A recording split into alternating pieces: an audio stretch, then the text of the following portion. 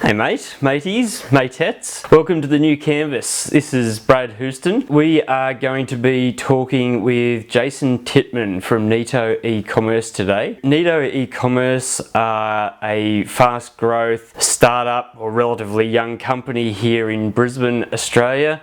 They are in the e-commerce space, so they compete with the likes of Shopify, BigCommerce, Magento, other players like that, and they're doing a really great job. NETO have one of the coolest offices that I've come by. They've got a scooter track, so you can ride scooters from one part of the office to another. They have ping pong tables, pool tables, really colourful, kind of like cartoony sort of styling, and interesting meeting rooms. There's an alpine room where it's sort of like set in the Swiss Alps and it's a ski lodge type sort of table. And then there's another room, the Melbourne room, which is where I'm filming the new canvas. They also have a 1970s style kitchen diner. They've got beer on tap, look, an outdoor balcony, barbecue, and it's just a really fun and friendly environment. But on top of that, Jason is a great guy. He's been someone who I've been inspired by for many years. You know, he's the consummate businessman. He has won numerous awards.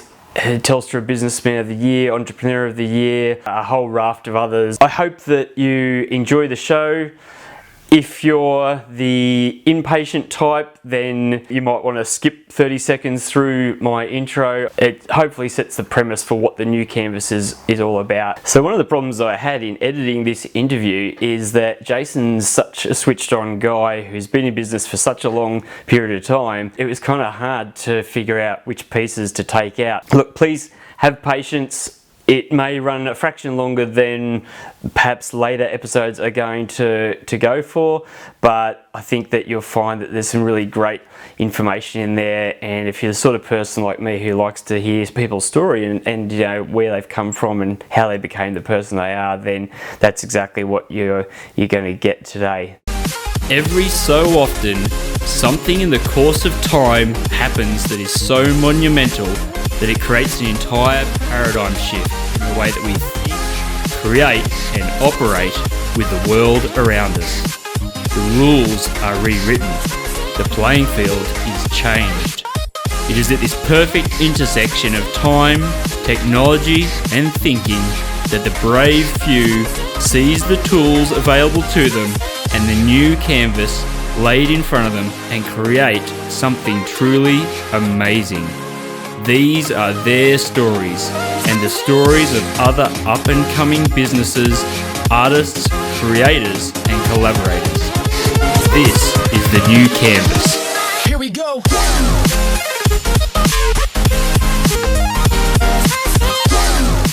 Welcome everybody. We've got Jason Titman from NETO Ecommerce here with us today. Jason. Hi, looking forward to having a good chat today with you, Brad. To begin with, I wanted to dig into a bit of your story, you know, and I suppose I'm really interested to hear how your journey has kind of brought you through to where you are now, sitting here operating an e-commerce business. Yeah, look, it's been interesting, and to be honest, and I think it's the story with a lot of people's journey.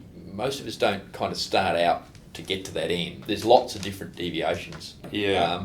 And I think that was it for me. You know, for me, I've kind of followed my passion, and my passion really has been business and creating things. Yeah, ultimately I studied accounting and had a great opportunity kind of 20 years ago with KPMG, an international firm. Yeah. And I got into corporate auditing and computer auditing. I kind of started in the audit space, which gave me a great repertoire of what business was. As much as I started in the audit division, I got pulled across as an early grad to the Christopher Skase or Quintex receivership. Yeah, right. So I was going through his office just cataloguing a whole lot of stuff for quite a few months there, and there were plenty of interesting things that I came across at that time. So what sort of things did you come across you were able to well, yeah, I think it's probably been so long now, but it was interesting. And back in those days, you know, $20,000 for a motor vehicle was a lot. Seeing motor vehicle purchases on credit cards and things like that. Right. And I remember looking at the various corporate structures going, oh my gosh,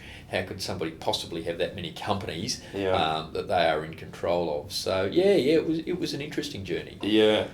But I guess it was a bit fortuitous for me. Computers were just really starting to get into the business world. We didn't have emails then. There were certainly no smartphones, very few laptops. It was kind of the Mac was that big box. We had one of those when I was growing up. What we had, and there was an opportunity at that time, and I suppose I've always been somebody who's kind of sought out or taken up opportunities. No one else really wanted to. It wasn't the trendy thing to do, so I kind of said, listen, I'll get into the corporate audit or the computer audit side of things. Right. So that kind of sparked a bit of an interest, particularly for me in terms of business processes and how things could be done differently. So that was my early introduction into the tech space. As much as I have ventured through the motor industry, then through other areas of the accounting and consulting profession, and through the property and hospitality industries. That was kind of my early entree. And I guess in all of those industries that I've progressed through, I put in lots of new systems and lots of new tech to kind of try and streamline things and be ahead of the game. Okay. So, I mean, coming through from accounting, how did you sort of transition from that then into... So was it motor industry after that? I was looking to move into other areas and broaden my career. And at that point in my career, the larger firms weren't particularly flexible and wanting you to kind of move divisions after they'd spent money recruiting and training you. So I had an opportunity to move to another firm. It was a smaller firm, and worked alongside a couple of the partners there and got a lot more experience of getting a lot closer to clients and understanding how these people really made money, how they were successful, and that was kind of the start of that journey. Interestingly, 3 or 4 years after having been there, one of our big clients was looking for a financial controller. He wanted a financial controller, and I thought he had me on the job of recruiting, and in fact I went through 5 or 6 weeks of recruiting for this role. And kind of some light switch came on. I remember the Sunday night before I was about to present to him candidates, and I said to him, listen, I've got 4 or 5 really good candidates, so I've got them ready to present, but look, I want to throw a bit of a spanner in the works. I'm actually thinking of the job, applying. And he's gone, well, I don't want to see them if that's the case, because I'd worked for him as a client for the last 4 or 5 years. He said, I just want to talk to you. It was a little bit kind of off-putting. So we caught up, and he gave me some of the best advice in my life, because obviously he was good friends with the partner of the firm. And the story that kind of happened is he said to me, listen, it's not about the money, we'll pay you what you want. It is about doing the right thing, and this is a bit awkward, so I'm very comfortable that you'd be the right person, but you need to go back to your boss and tell him that you're thinking and you want to apply for this job. Oh my gosh, this is different. As a 25-year-old, I was kind of feeling a little bit daunted with that. But anyway, I did go back, and the partner of the firm asked for 24 hours, and in 24 hours later, he'd offered me partnership. So I thought at 25, wow, this is pretty exciting, because I had aspired to be a partner. But it was a bit of a turning and a bit of a crossroads for me, and I decided to turn that opportunity down and go into the motor industry. So I had a number of years with fantastic experience. We had a finance company. We grew to nine different motor vehicle franchises. And through that experience, I guess the owner of the company was kind of giving me a fantastic opportunity to grow into other areas. So for a while there, I was in helping doing a little bit of work in fleet sales. He's manager of the whole service division, which looked after about 40 mechanics and a number of the pre-delivery guys, and that unfortunately had a heart attack and was off for about 3 or 4 months. So he put me into that seat, and as a 25-year-old without a lot of mechanical knowledge, it was quite daunting. So these are sorts of things, and we're talking hard nut motor guys around there, and big dollars. So he was very instrumental, very good as a mentor, and very supportive of me learning and growing. And over at the Tokyo Motor Show, met a guy who was a mate of his, who was an ex-car dealer, but had started to dabble in the hotel industry. So we kind of connected. But anyway, nothing, it was just a networking opportunity. You meet these people. I came back, and Paul Norris, who I kind of worked for in the motor industry, was talking to me about next stages in my career. I was talking to him, saying to him, listen, I love your business. I'm just not sure I love the motor industry. It's something where I want to stay. Could we look at some other businesses? long and the short of it, I actually got a tap on the shoulders from a third-generation hotel family, the Stewart's family, and they had about 12 hotels and 35 bottle shops. Wow. And they were looking to do a bit of a restructure and do a few things, and I sort of got the opportunity, as I think at that stage, probably about 28, came across to them and started to really immerse myself. So they had to modernise their systems, so we're back to this whole technology, we're back to re-engineering and everything. So I spent a good kind of period of time modernising that, getting them on email, changing their general ledger accounting platform, changing their point of sale across all of those businesses. And there was quite a bit of middle management restructure. So how did it come about that they sort of tapped you on the shoulder? Like, had they come in as a customer into the... or had they... No, they hadn't. I had actually met somebody at a function in the recruiting space. Right. And I think at some stage one of the brothers who'd come back from sort of London had been talking about trying to find an entrepreneurial kind of accountant person. Yeah. I think that was from what I can recall at the time, and we were just put in touch, and it kind of had a few beers, I think, had a few coffees, and it went from there, and I thought, hey, this is a great opportunity. So, like, as far as the entrepreneurial part, do you think that that's something that you had from like a young age? Is there stuff like in terms of your childhood growing up and the parenting, like, because it seems to me like some of the stuff you've talked about, like where people have kind of taken a shine to you even as young as 25. I mean, obviously it sounds like you learned a bit about business sort of almost vicariously through the process in the accounting side, like with KPMG and what have you. But I'm sort of interested. It seems as though maybe there's some other foundation blocks there that kind of led to you having maybe a little bit more gumption or something there. It's an interesting question, Brad, because I enjoy reading biographies, autobiographies widely and studying people. And a lot of them have had that really entrepreneurial upbringing. I didn't. I had a very supportive family, very stable family, but I didn't actually have that. So I'm not quite sure, and for me it might have been a little bit about the fact that I didn't, but I continued to look outside of things. So I grew up in a great city in Rockhampton, a really kind of, they call it the cattle capital of Australia.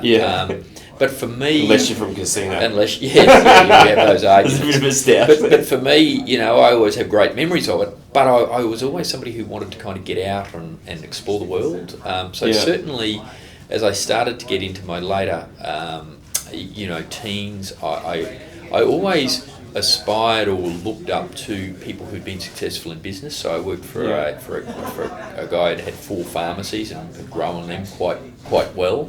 Because that was in the era when you couldn't really grow those businesses. So he was quite entrepreneurial. Some of my family friends had been quite successful and done some international business and things like that. So so I think I was aspiring and looking for that. So there was obviously some sort of an innate drive in me for it. Any classic books you read sort of back in the late teen? Were you already kind of reading biographies? I still resonate with them. So one of our family friends suggested that I read our local guru, Noel Whitaker's Making Money Made Simple. That had some good words of wisdom. But one of the books that he mentioned in there, which really got me on the journey, was Think and Grow Rich by Napoleon Hill, which is one was right back in 1910 kind of 10. It's a classic. And then from there, that book mentioned some others, the Rockefellers, the Gettys, and I continued on that journey because I have a thirst of knowledge, love people. It's really been self-pushed, and sometimes I went to a state school, Glenmore High, which really was great for me. A couple of other guys that have sort of gotten really into the tech space went to North Rocky High, which is Steve Baxter and Bevan Slattery, which is some guys I grew up with in Rocky. So, not sure exactly what stimulated it there. You do ask yourself, if you'd been pushed, would you be even more successful or not? Don't know. But so it was a bit of a journey of self-discovery. I would say opportunities, but at the same time, you've really got to be in the right mindset, because there's opportunities around all of us. We can look around here and there's opportunities to be successful, make money, or do whatever we want. But it is certainly about, some of it's about luck, but being there, but being able to capitalise on it at the time. And being willing to take the risk, Yeah. go down that journey, because they don't always work out. Yeah. They don't always work out. Yeah. I've been down dry gullies, I've had tough times, so it's a matter of kind of knowing, for me, and I think I probably learnt that in the motor industry. It's like the old stoppers in the cars.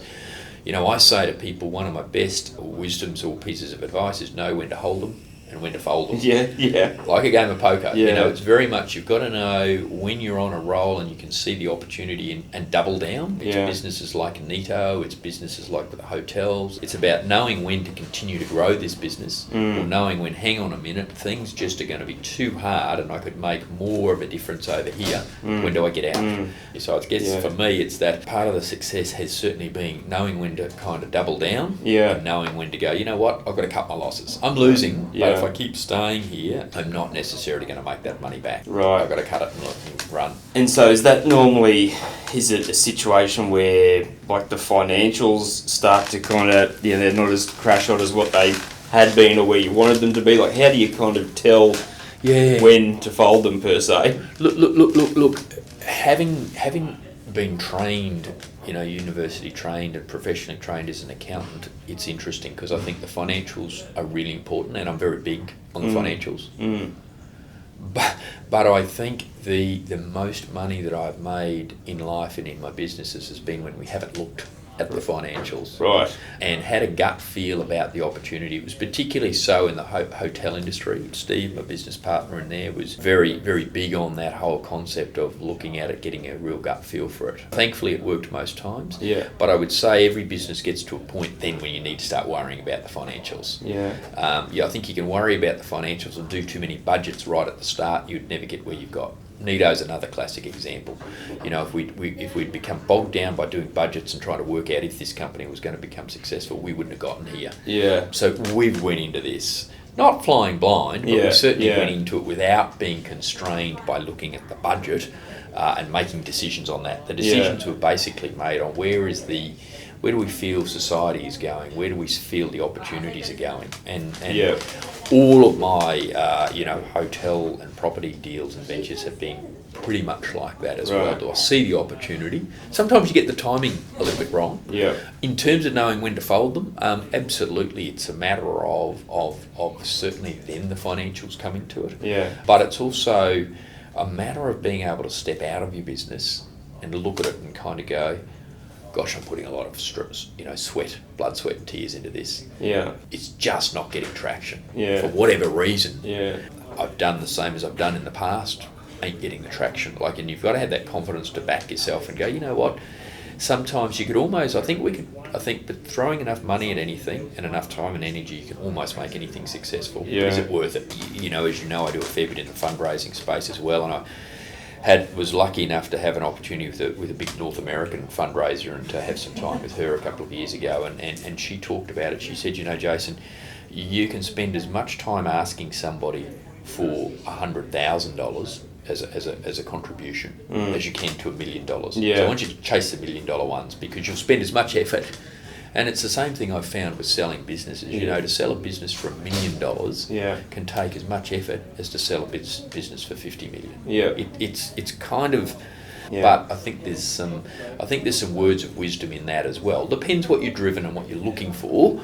But sometimes you've got to think about, am I really wanting to concentrate? And one of the other bits of advice, I suppose, early in my career, I was adamant I had to own 100% of something. This is my business. And I remember Paul Norris particularly giving me, and Steve Hammond giving me that advice when they were business partners of mine. You want to own 100% of the news agency down the road? Or do you want to own 1% of Apple or 1% of Google? Interesting kind of way to look at things. So, my partnerships that I went into and was getting into in the early stages, I was only kind of 25% partner of them in the early stages until I could build up enough. With the hotels? We had the way we did that over that 14-year period. We did some hotel developments and we did some property developments. There were a couple. Steve and I were common the whole way through. There were a few other partners that came in at certain points in time. So yes, that's what I'm sort of talking about. Where did you meet Steve? Like, how did he kind of come into the scene? He was the guy I met in Tokyo, the Tokyo right. Motor Show. Okay. He'd gone over with Paul. So that's where a few beers at the bar and and away you go. Yeah. Connection. So he came after I'd worked for the Stewart's Hotels for about an 18-month period. Steve had 2 hotels, Hotel LA and the Scarborough. He'd sort of knew of me, and Paul suggested that he talk to me, and basically on a handshake, I went there on a salary, but a percentage of the bottom line if I could turn them around. So at the time of starting it was 0. And on handshake, that the next hotel that he looked to buy, I had an opportunity to buy into, and that was the Regatta Hotel. That was the start of that you've been involved in some fairly iconic pubs around town, which is quite cool. Yeah, look, it's been a great journey. 3 of them were kind of between Hotel LA, the Regatta and the Chalk Hotel. At each of their times were multi-award winning, 2 of them best hotels in Australia and all those things. Winning awards is definitely not everything, but it's a nice accolade. I think, the best award for me was that each of those hotels had lineups outside the door many nights a week. So for me, that's a side of success. So now something's interesting, and I think it was around that time period when you were managing the Chalk when I first met you. Yeah. I remember meeting you, and you struck me as a very entrepreneurial sort of guy. Like, you'd been involved with a few different things. You were managing the Chalk. I think maybe even Integrate had started at that stage. Well, that's an interesting one, Brad, because I guess what happened there is I love a coffee, happy to have a drink or a lunch with people, and I was getting to that point in time with how Integrate started was I was finding I was getting too many people wanting to have coffee with me, getting free advice. And at the time, my wife had sort of left the business partnership she was in and started to consolidate the accounting practice. She sort of continued to grow and then build into Accelerate, which is the women in business and stuff. So the Integrate was kind of about me being entrepreneurial and seeking investments. So I guess I essentially hung out my shingle so that when people would come to me at the Chalk and we'd have a coffee and we'd talk about business, and I can't tell you the number of people that I've kind of helped, which is what I love doing, help them start in business themselves and giving them advice in their businesses. But there came a point where people kept coming back asking for more and for more. So I had the card, and then I could sort of say, well, if you want more, here's Integrate, and start down that journey. So there was a period of time there where I was consulting with a number of businesses that were trying to grow, change, and it actually worked well. I worked with my wife for a number of years there in Consolidate as she started to transform Consolidate. She started to do a lot of the outsourcing of the finance function for a lot of businesses. I was looking at it from Integrate, was investing in a number of businesses, helping them restructure. So that was kind of how that journey started. It was another one of those things where I remember sitting having that conversation, and my wife saying, "Gosh, why are you so busy?" And I said, "Well, I'm talking to all these people. You're not monetising it, and I love giving away my time, and I think sometimes people can be too greedy. I certainly could have made a lot more money if I was more greedy, but that's not kind of my nature. But certainly I formed Integrate to kind of help myself out of a problem, and then it grew into something which has been kind of, I guess, my private investment. That's actually, it sparked something. How much impact do you think having a partner, like having a wife who's also a very motivated business person, how much impact do you think that's had on your success, and maybe vice versa? Look, I think it's different for different people. What we've done is we've kind of been able to grow our own careers independent, largely independent. We have worked together, and we certainly strategise and do things like that together, but we've been largely independent successfully, and had 4 kids along the way. I guess we've done that with some good family help around us. We've done it by also employing people around us. We've always had nannies and housekeepers and things like that. As much as you'd have to with 4 kids. As much as we're very adamant about making our own bed, making the kids make their beds, etc., you do need the help. So I think you've got to be careful, and I know my wife's very big on this, you've got to be careful trying to say, hey, you're Superman and Superwoman, because none of us are. What I would say has been interesting for us in our journey, because at different points in time, different people had more of the limelight. Right. So there was a period early in our marriage where I had lots of the limelight, where I was out a lot. And then, how does she feel about that with all my hotel stuff? Then there's been periods where she's had lots of limelight, winning lots of awards and all of those things. So I think that's, we talk about ego, keeping egos under control. We've never had a problem with that because we've been happy for each other to share that success. Yeah. What it has done, though, is there's been periods of my or both of our careers where she's either been starting something and needed the financial support, or I've been starting something because lots of my ventures sold, made some good money, you put them into another venture, but the actual cash flow along the way can sometimes not be that great. Yeah. So I'll have to say that, both of us have, but certainly many times she's been very supportive of that fact that I've taken all this money out of something, made the money, could have sat on the beach, but gone and reinvested the money, and the cash flow for a period of time is pretty lean. So she's been very supportive financially of that. As I said, for us, I think we've been able to combine it well. We've tried to stay quite levelled. Our children are still very young, so we're certainly trying to make sure that they stay levelled. Yeah. And I think it comes back to that whole definition of what do you want your life to look like. I say to anybody, you can have anything you want, but not everything, if you know what I mean. Like there's going to be sacrifices, there's going to be consequences of it. So you've got to be aware of that. And I think it's about trying to work out, do you want to stay in balance? I don't think staying in balance is right for everyone. Yeah. For us, we've tried to largely stay in balance. What do you mean by staying in balance? Yeah, I think staying in balance, as I said, I think a lot of it comes back to anchoring what is success for you. Is success just about growing businesses and making money? Because if that's all you're interested in, it's going to be very hard to have a good family life, because I would have spent a lot more time overseas growing businesses. So I've grown to a point that I'm happy, I'm comfortable with. I think there's going to be that sacrifice. So that's what I kind of mean from that point of view. In balance, do you want to kind of try and keep some level of physical fitness, and is that important to you? Having a good relationship with your children, is that important with you? Having a good relationship with your wife, is that important to you?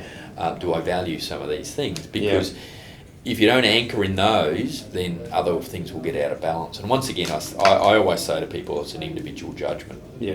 I get a lot of people seeking my counsel on things, and it's very hard to say that that's right or wrong. It's just what works for you, and think about the consequences.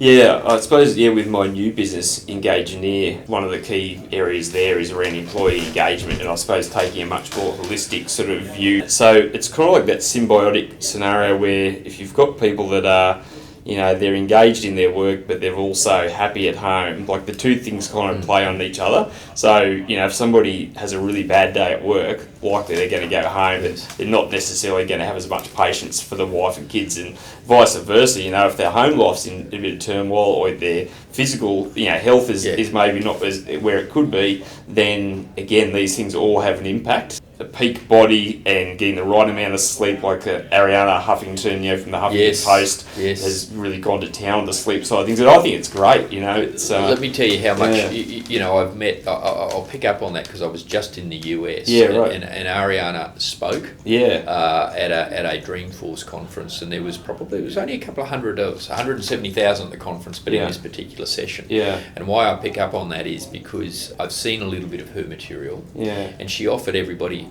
her email address in that room, one of her email addresses. So I wrote to her, and 3 days later she wrote back. So I go, wow, awesome. So it's nice to see people as successful as that actually do take the time to respond. That they don't just be kind of a fake person again. But you're right. Look, I think it is about holistically looking at your life, and it is about holistically as companies looking. It's been frustrating for us at NETO that we have lost some good people. Not many, we've done quite well, but at the same time, I think when you're in a fast growth, scaling up company, particularly, some people just don't grow at the same pace that the company grows, and that's life. They don't want to, so it's hard for us to impose that on them that they should be. But if they're not, then unfortunately, probably you're going to have to start parting ways with that. The cultural fit is a huge thing when recruiting and employing people, but definitely trying to work out what is important to them and to get that balance right. And I think you talked earlier about us having the scooter tracks, about the coffee, the beer font, and all of those things. Hey, this is a fun place, but that still doesn't keep people. I think people leave their manager rather than they leave the company. Yeah, so they 100%. love the company culture. They love everything we're about. We're changing the world. We're doing all this stuff. Yeah. But fundamentally, if they haven't got that right relationship with their manager, Yeah. they'll still leave you. I think it's changed so much. When I first started at KPMG, I could not enter or leave the office or a client's premises without my jacket on. Right. Yeah. My manager said Yeah. to me, "What's the definition of an optimist, Jason?" I had no idea what he was talking about. He said, "A man like you who irons 7 shirts on a Sunday night, or 5 shirts, thinking you've got a job to come to next week, and get out there and do your job." We at the time, and this was what business culture was like at the time. We talk about now. I find it remarkable that we talk about, we shouldn't do the annual review. Yeah. Well, I got reviewed after every single job I did, Yeah. and it was almost the pecking order to climb up that your senior wouldn't want to give you too much of a good review because you're an upcoming upstart, and you might have knocked their opportunity to get ahead. Now I never thought about that as bullying. I think it actually grew with me. So I do tend to think that sometimes we're a little bit soft these days. Yeah. I will say that there are some bad corporate bullying and things that we should absolutely stamp out and not encourage. But I think there's that balance somewhere as well between, a bit of tough love, I don't think has ever done anyone any harm. It shouldn't be abuse, but I think with a company point of view, it's a real challenge to get the balance right of giving employees everything they say they want versus saying, well, hey, we've still got to run a business here. Yeah. But, we have at NETO, we have an employee wellness program. Right. We do quite a bit of fundraising for different charities. We've gotten involved with quite a bit of activity in terms of the NETO cycling group, the NETO running group. We've had personal trainers. We have a NETO book club. We do quite a bit of inclusive stuff. We've had a 6-week wellness program where we were getting people in to speak about sleep. We were getting people in.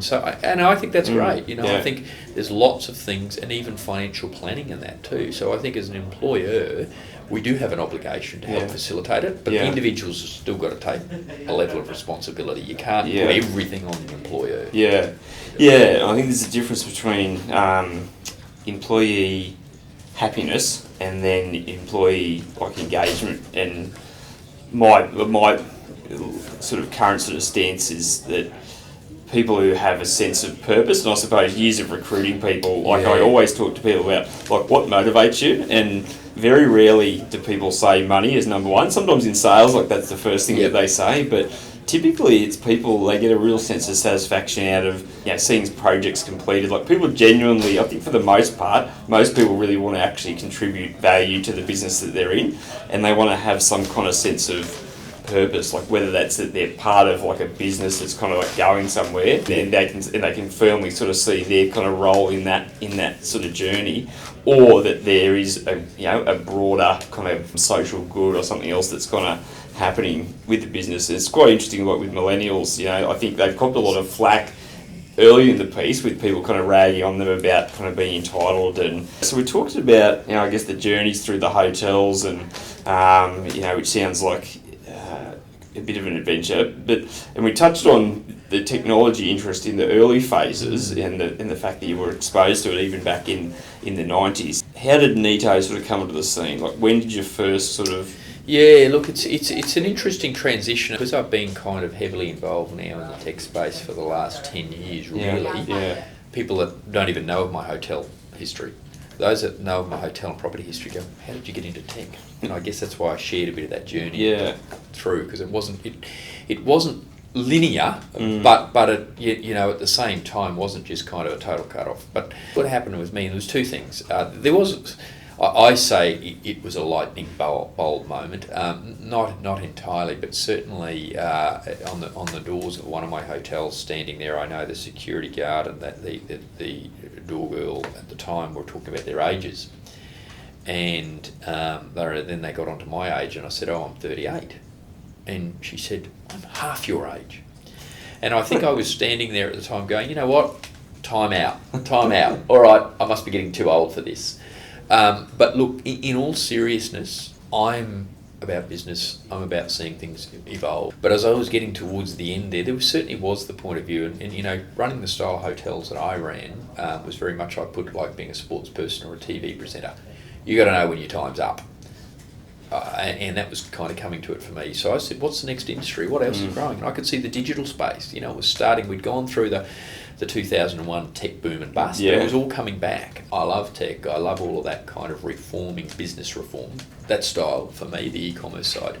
So I did with a couple of guys, we did a functions and events portal. So my first foray into tech was getting some guys together and writing in PHP. We did Venue Easy, which was a functions and events Were portal. you programming yourself? No, I didn't do the programming, Yeah. but it was kind of the idea of what we wanted, Yeah. and then bringing people together.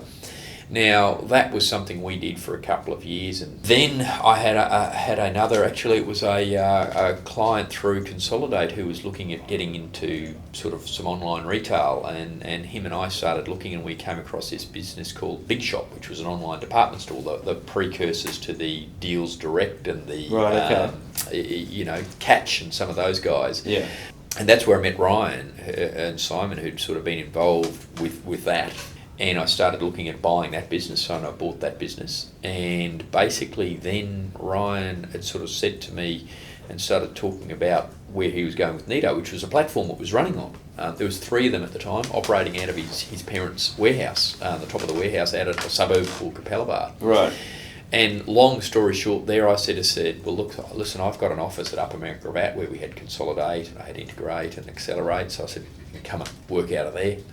I'll give you some advice. I'd like to get involved in this. I think it could go places. So, day a week. And I also offered to fund any shortfall in the cash flow. So I was kind of the first investor. I was still continuing to do my things, and then it grew, and all of a sudden we got to 25 people there, and we outgrew the Upper Mount Gravatt office. And by that stage, I think I was spending 2 days a week in NETO. We moved to an office in South Brisbane. And then we started to get the interest of a number of VCs, both here and in the US, were starting to approach us.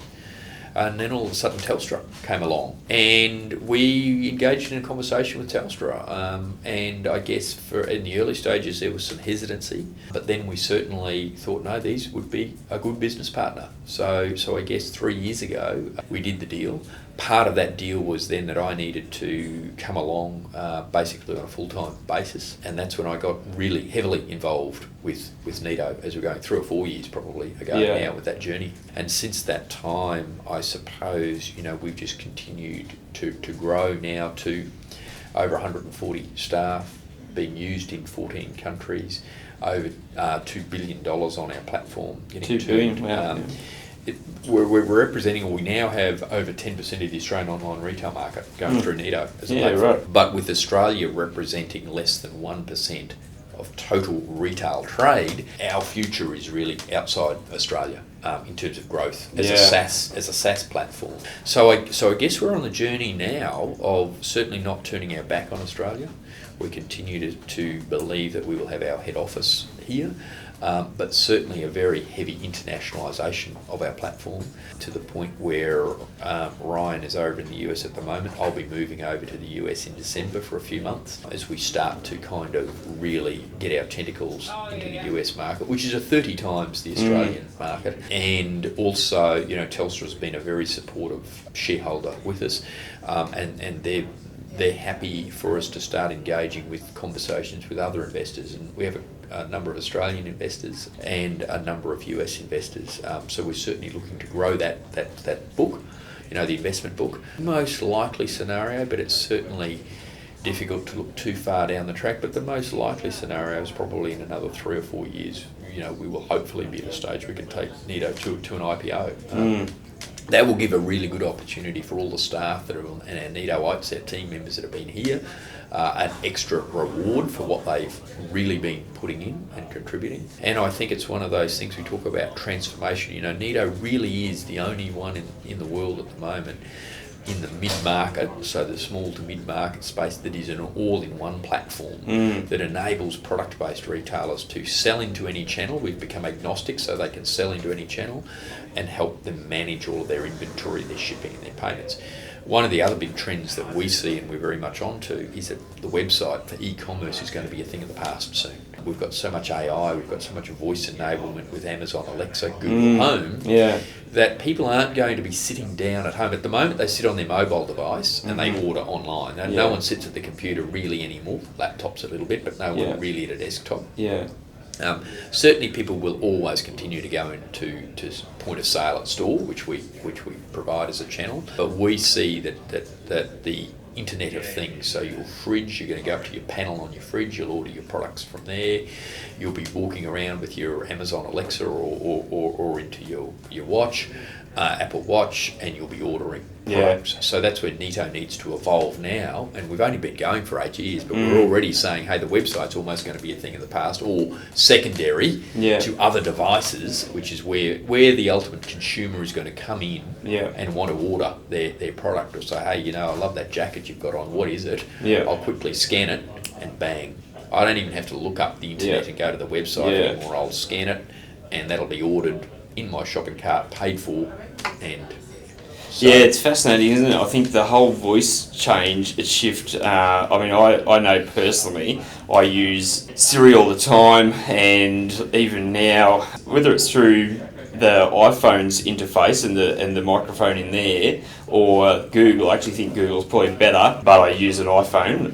So I've tried to go down the Samsung path and I just didn't enjoy it, so I'm back on the iPhone. But some people, they still don't quite sort of see this revolution taking place around us, whereas I can completely see it. I suppose because I've been tuned into the tech space for quite a while and talking to some different people out there who are pretty onto it from a user experience sort of perspective, I can completely see that it's only around the corner where your phone will be listening. Some people hate that, but I personally kind of favour it over because of the convenience factor. It's convenience versus privacy. We have to accept that there is convenience over privacy. Once again, it's a personal choice. I'm not too sure. We can do things to protect our privacy, but if you want the level of convenience, you need to embrace it. That's right. I think you touch on an important point. Look, I'm the first to say that too many people can drink the Kool-Aid of the tech space.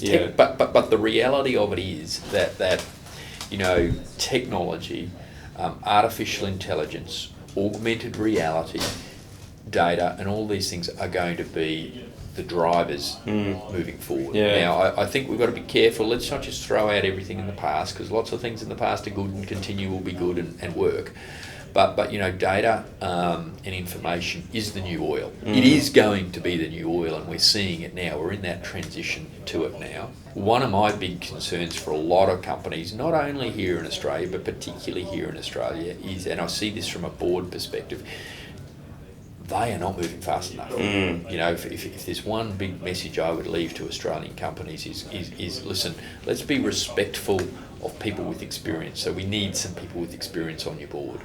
But be very careful that you are not poo-hooing technology and data, because it takes a while to transform. And as we have seen in the past, it is catching people out all the time. And I think one of the biggest risks to competitiveness to a company, and this can be your small store versus multinationals. It's across the gambit of business, but particularly for a lot of our bigger companies that start, and enterprises and organisations, they are running scared of change. They're like a deer in the headlights. They're wasting money on things that they shouldn't be doing, for number one.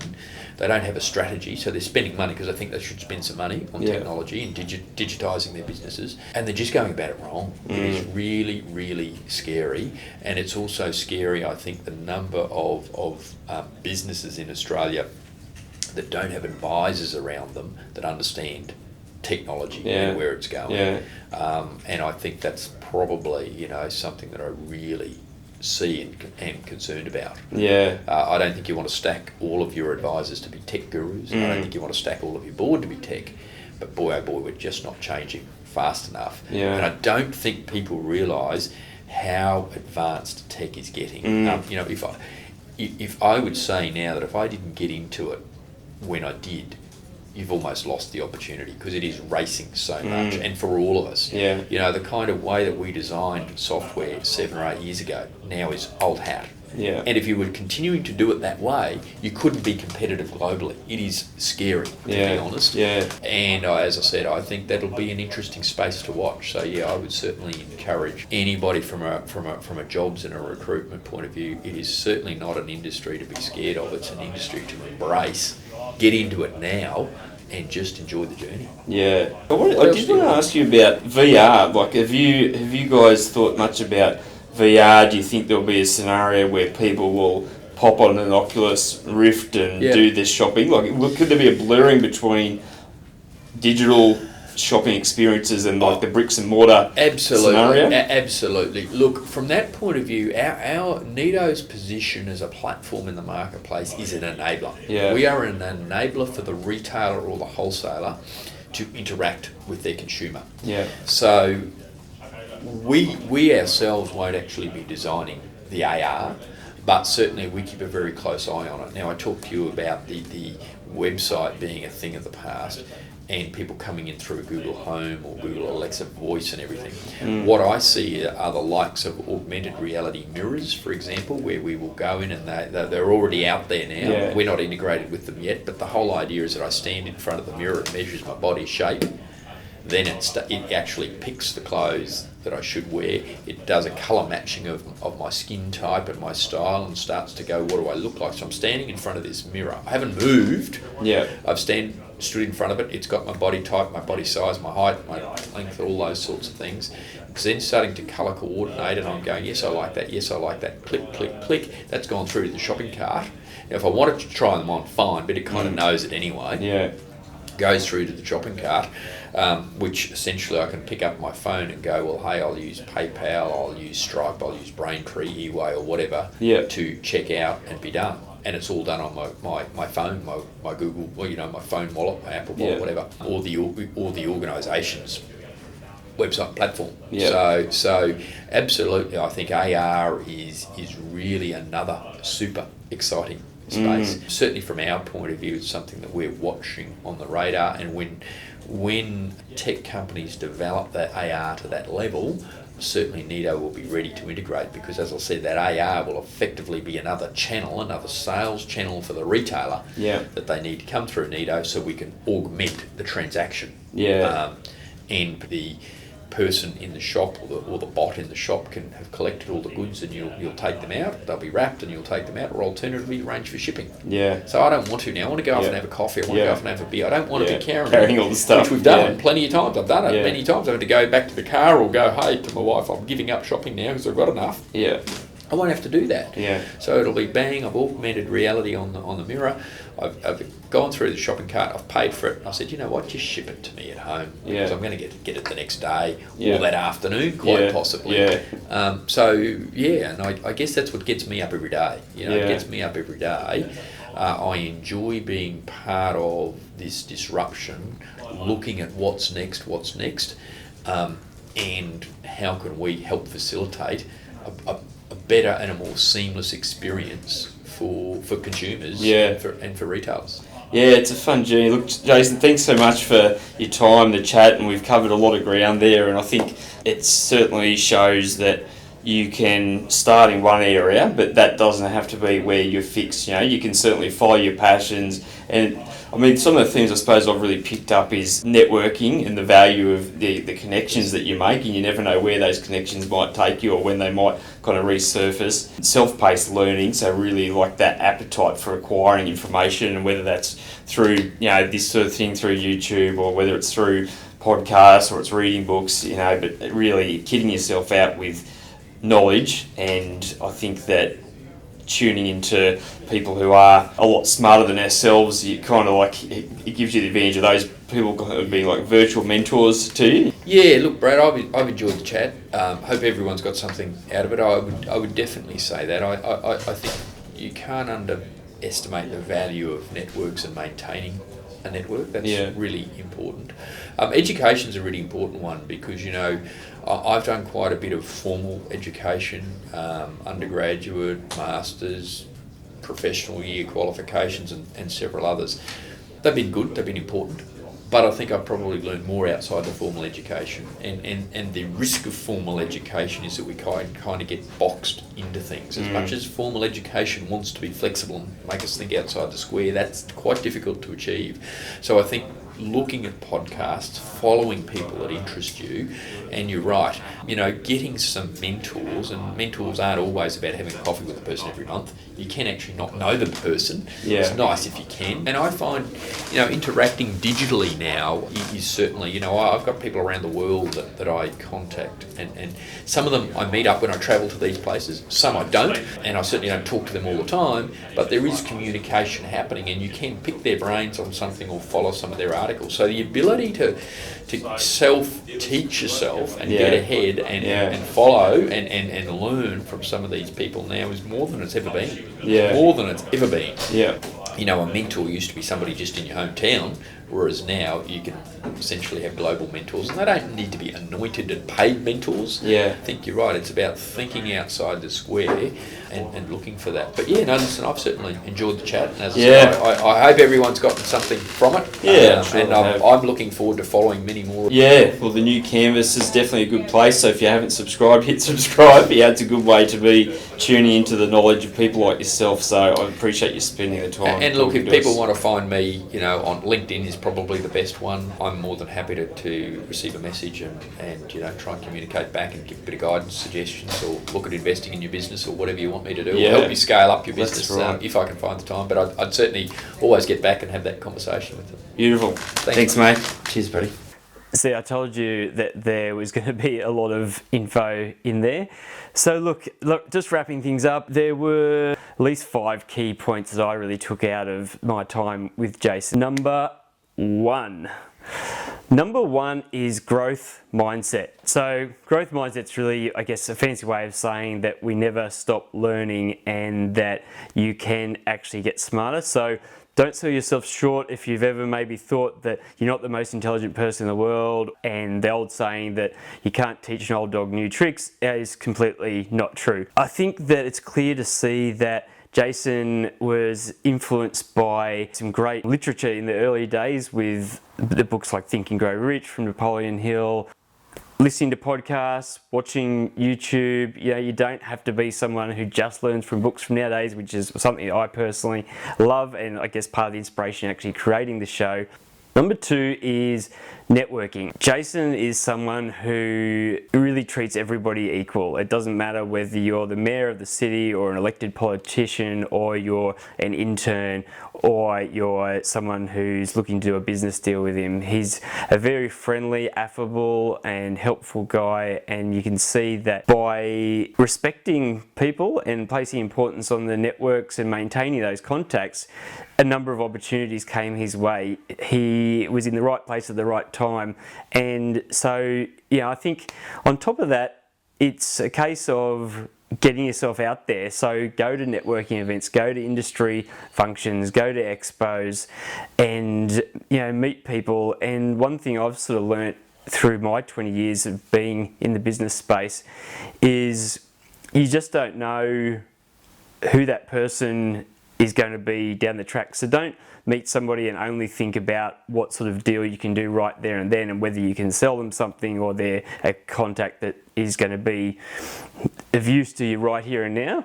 But I guess just get to know everybody, and you don't know, like the person you're talking to at that networking event right now might not be someone that you can sell something to, but they might be the next founder of Uber in another year or two, or they might be your boss, or they might be a valued team member or someone who can help you. Number 3 is execution. Okay, so ideas come and go. You really need to actually know how to execute and to put in the hard yards. Jason's someone who I think is a consummate business professional. He has a strong operational and executional element to his personality, and I think that he has always really delivered on what he's set out to achieve. So execution and capitalising on the opportunities. I love the fact that he, I guess, created Integrate to help himself out of a problem where too many people were asking for advice. So I think it's also about being opportunistic alongside that execution. Righto, so Number four, follow your passion and be passionate about what you're doing. Hands down, when I've been working in recruitment, people who are passionate about what they do stand out an arm and a leg above other people. And on top of that, you're going to enjoy what you're doing a lot more. Nowadays, you've got to put in a lot of time to really be up to speed, and that rolls me into the next point, number 5. Become an expert in your relevant field. So whatever it might be, put in the time to read industry news, get on newsletters, listen to podcasts, watch YouTube series, go to events. You've really got to be someone who's immersed in your relevant field in your environment. And if you continuously do that, then good things are going to come your way. Number 6. So, number 6 is technology. I mean, you couldn't talk about Jason Titman and particularly NETO being in the tech space without mentioning technology. It's really clear to see that through Jason's application of business processes and using smart technology to help his teams to be more streamlined, be more efficient, he's been able to continuously get that extra competitive advantage. So I think nowadays it's not an option. You've got to be up to speed with technology, or you've got to have people in your business who certainly are. So thanks so much for coming. I really hope that you enjoyed the show. It's my sincere hope in producing the new canvas that you can actually see the opportunities available to you and the new canvases that are unfolding in the world around us, that you can seize the tools that are available to you and create something amazing. I can't wait to hear your stories. If you like the show, hit like. It will definitely help, particularly in the early days. So hit like, please subscribe for more episodes and share it with as many people as you possibly can. It would mean the world to me. Yeah, it's been great fun. We've got some other episodes coming up shortly with Phil DeBella from DeBella Coffee. We've got Ryan Hanley from Travello, which is an exciting travel app that is also founded here in Australia. There's Mike O'Hagan from Mini Movers. We've got Nathan Bush from 12 High. There's a whole raft of other people that are lined up, and hopefully as this thing kind of gets rolling with your support, we can actually get access to more and more exciting people to hear their stories so that you can pick up some pearls of wisdom. Yeah, that's it. I'll catch you next time.